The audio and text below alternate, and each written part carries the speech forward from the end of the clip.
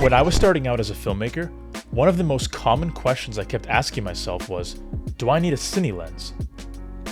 Usually you have a cine lens or a photo lens. A cine lens has some physical features on it, like an aperture ring for manual camera control, and a focus ring. Usually you can add a focus ring to any camera that might not have one rigged out sort of like a cine lens. But you can't control a lens's aperture if there's no aperture ring on it. You have to do it through the camera's body. Besides having an aperture and focus ring, cine lenses usually have things like minimal focus breathing and really great sharpness and detail. Of course, some cine lenses have more character where they have a soft look, but you get my point. Cine lenses are used for a specific reason. Now, besides some of those physical features, what about actual optical quality?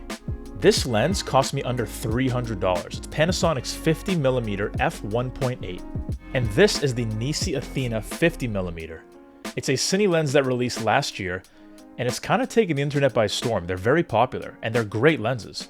But again, the question I'm going to answer today is, a about $300 lens with about a $1,000 lens, is the difference worth hundreds of dollars more? Or can the Panasonic prime lenses really hold their own? Although in this video I'm comparing the Panasonic prime lenses, keep in mind that you should check out other videos that might compare the Canon prime lens or the Sony prime lens, as the results may vary. I'm going to be showing you guys some comparison footage that I took, and there's a few things I need you to note. The first is that I set the camera's settings and white balance exactly the same, and I shot in Blackmagic RAW on both, using the S5 IIX and the Blackmagic Video Assist. But secondly, the only way for us to really determine how much of a difference we saw is to do this. I need you guys to go into the comments section while you're watching the comparison footage. Let me know in the comments which lens you thought was the Panasonic and which lens you thought was the NISI. But don't send the comment. Try to create some space in between that guess with the actual results so we can see your reaction. So type it up, pay attention to the side-by-side, and then submit the comment so we can see what you thought was the Panasonic and the NISI and what it actually ended up being. That way us as a community can really kind of get a good consensus on, is it worth it? All right, you guys ready for the comparison footage? Here we go.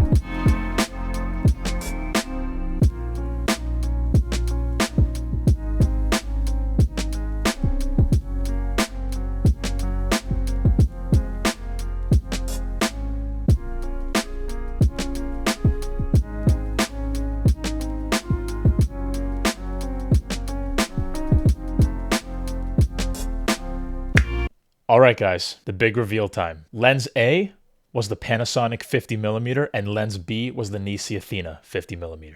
What did you guys think? I'll be checking those comments, so please make sure you're honest. If you lie just to say you were right, we can't actually see what the results were. Looking at it in DaVinci Resolve, zooming in, putting them side by side, looking at the parades, looking at the waveforms, the vector scope, etc., I saw a little bit more contrast on the NISI Athena, and sometimes the NISI Athena was a tiny bit sharper. They both handle focus really well, and you get a great image from both of these lenses.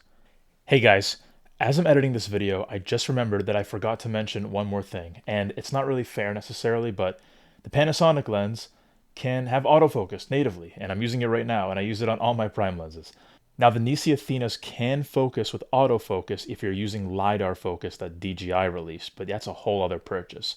But I just thought that was worth mentioning, that not only is it cheaper, but it also has native autofocus, and it works really well, especially on the S5 II.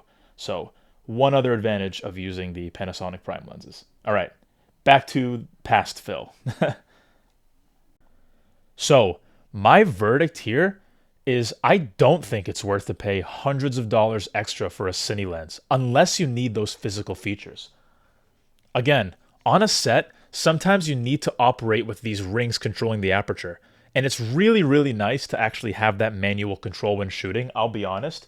But if you're a filmmaker who's just starting out, whether you're doing a short film or client work, whatever it may be, the Panasonic 50mm is amazing. And I'm shooting right now on the 18mm. I also own the 85, the 35, and I've shot with the 100. They're fantastic. They're lightweight, really affordable, and they all match each other's weight if you try to put them on a gimbal. I really don't think you should be spending all that extra money for a cine lens when you can get that awesome image quality out of the Panasonic primes. If you're a filmmaker and you're buying some lenses for your Panasonic, your Blackmagic, your Sigma, any sort of L mount, maybe your Leica, you cannot go wrong with the f1.8 lenses from Panasonic. And I would not recommend buying a cine lens over it. Now, the cine lenses are great. And again, if you need somebody to control those rings,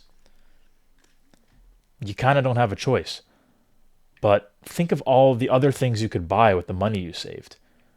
The hundreds of dollars you're saving by buying one of the Panasonic prime lenses can be used towards another set of lenses. An SD card, a filter, an ND filter, stuff for your camera rig, etc. You can probably buy 2, maybe 3 Panasonic prime lenses that are f1.8 used for the price of what a NISI would have cost you. Now, keep in mind, I think the NISI Athenas are great, and I had a lot of fun shooting with them.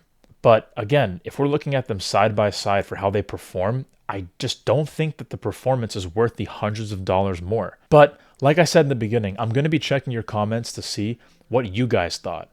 Did you guys think the NISI outperformed the Panasonic? Do you think the Panasonic outperformed the NISI? Was it too close to tell? I'll be checking your comments, so I hope you guys followed the rules and played along so we can all kind of see what the results were. But anyways, thanks again for tuning in, guys, and I will see you on the next video. Stay creative.